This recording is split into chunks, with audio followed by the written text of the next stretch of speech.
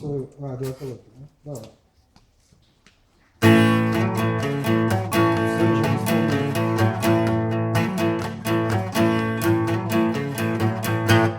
Dikene matur kostyumdan oramdan varam Kişiler hari onlarda eşit yok Kapadi tramvay üstten tralur Mina yalayın Ni etim ona kısere okşayım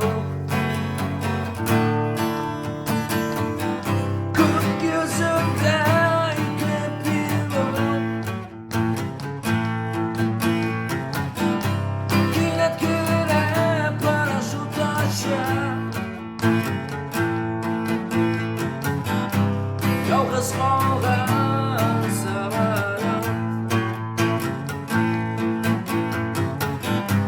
Yanıp koy şiirlerge ışık Kerezge haber kilde dostumdan Şakıra uyga Yana diz kalgan kliplar hem kino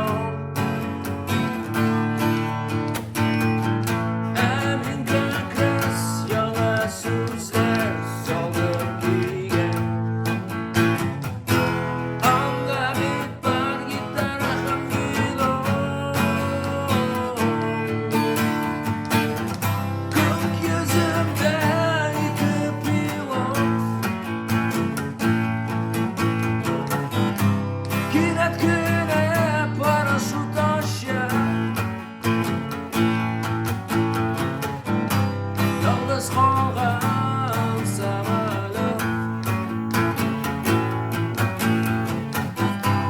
Yanıp koy şiirlerge ışık Biga koytup düşme göre rahatlandım Terezede tırotlarım